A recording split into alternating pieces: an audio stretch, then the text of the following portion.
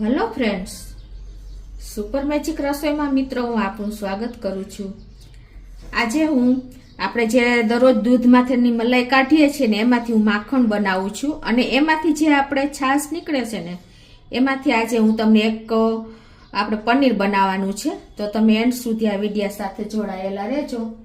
તમને ગમે તો લાઈક કરજો, શેર કરજો અને સબસ્ક્રાઈબ કરવાનું તો ભૂલતા જ નહીં। તો જો મિત્રો આપણે મલાઈમાંથી આ માખણ બનાવી લીધું અને આ એની છાશ નીકળી છે। મોસ્ટ ઓફ આપણે શું કરતા હોઈએ છીએ કે આ છાશ આપણે ફેંકી દઈશ, કેમ કે આ છાશ કોઈને ભાવતી નથી અને ઘણા મિત્રો એવું કહે છે કે આ મલાઈનું માખણ આપણે ખાવા માટે ભરી લેવાનું, પણ આ માખણ જાજો ટાઈમ સારું નથી રહેતું, વધીને 1 દિવસ કે 2 દિવસ જ સારું રહે છે, એટલે આનો ઉપયોગ તમે ઘી બનાવવામાં જ કરજો। હવે આપણે આ જે છાશ નીકળી છે ને માખણની એને આપણે ગેસ ઉપર આ રીતે એક પેનમાં નાખી દેશું અને આનું આપણે મિત્રો આપણે પનીર બનાવવાનું છે।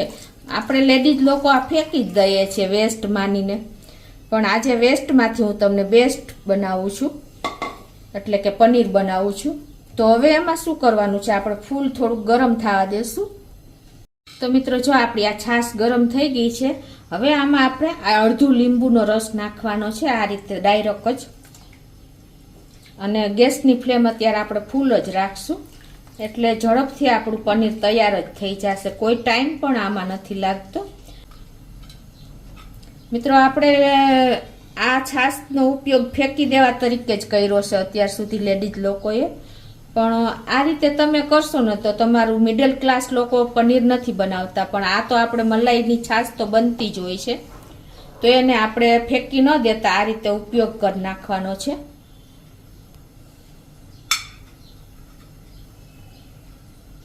તો જો આપણે આ મલાઈની છાશ જે નીકળી હતી ને એ ફાટી ગઈ છે। જો આપણે લીંબુનો રસ, અડધા લીંબુનો રસ નાખી દીધો અને ફૂલ ફ્લેમ રાખી, એટલે જો તમે પાણી, મલાઈનું, પનીરનું પાણી અને આમ પનીર બંને સેપરેટ થઈ ગયા, જો તમને ખ્યાલ આવી જતો હશે। મિત્રો આ આપણે ફેંકી દઈએ તો આપણને કેટલો લોસ જાય, તમને ખ્યાલ આવી ગયો ને। આને એકદમ સરસ ઉકાળી નાખવાનું, એટલે તમારે એકદમ સરસ આપણું પનીર તૈયાર થશે, કોઈ ખટાશ નહીં લાગે।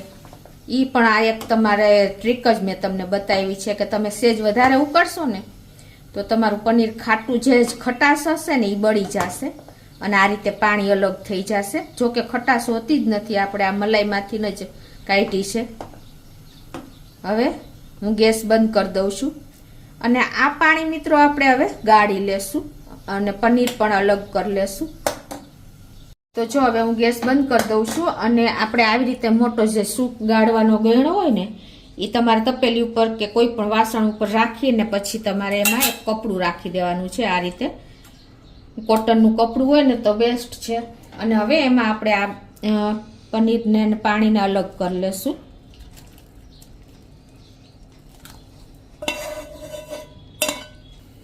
હવે આને આપણે આ રીતે નીચોવી લેશું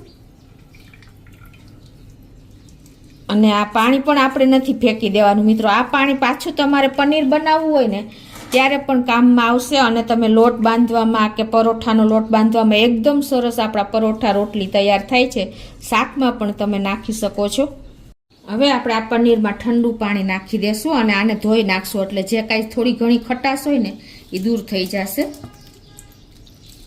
જો આપણે ઠંડા પાણીથી ધોઈ લીધું છે, હવે એને તમારે આવી રીતે એક વાસણમાં રાખીને આ રીતે રાઉન્ડ શેપ આપી દેવાનો, એટલે આપણે જે બહારનું પનીર લઈશું ને એવું જ સરસ થઈ જશે। આવી રીતે જો આપણે શેપ આપી દીધો છે અને પછી તમારે એની ઉપર એક આવી રીતે પ્લેટ રાખી દેવાની અને પછી તમારે જે વજનવાળી કોઈ પણ વાસણ રાખી દેવાનું। અત્યારે હું આ ખાયણી રાખું છું, જો તમારી પાસે ખાયણી કાંઈ ન હોય તો પાણી ભરેલી તપેલી પણ મૂકી શકો છો અને આ રીતે તમારે અડધી કલાક રાખશો ને એટલે એકદમ સરસ પનીર તૈયાર થઈ જશે। તો જો આપણે આ રીતે પનીર સેટ કર્યું ને એને અડધો કલાક થઈ ગયો છે મિત્રોને, હવે આપણે જોઈ પણ લઈએ। આવી રીતે આપણે કપડું ખોલીને તમને બતાવી પણ દઉં। જો મિત્રો આપણે જે બહારથી પનીર લઈ છીએ ને એવું જ સરસ આપણું પનીર તૈયાર થયું છે અને તમને કટિંગ કરીને પણ બતાવી દઉં કે આપણે બહાર લેવા જઈએ છીએ તો પનીર આપણને કેટલું મોંઘું પડે છે, અને આ વેસ્ટમાંથી બેસ્ટ આપણે પનીરની મલાઈની છાશમાંથી આપણે પનીર બનાવ્યું છે મિત્રો. જુઓ તમને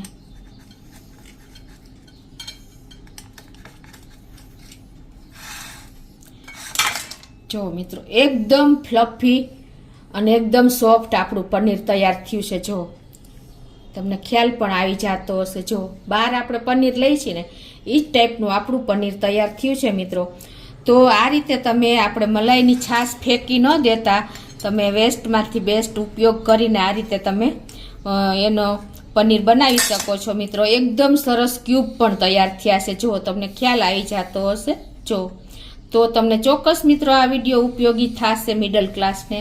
તમને ગમે તો લાઈક કરજો, શેર કરજો અને સબસ્ક્રાઈબ કરવાનું તો ભૂલતા જ નહીં.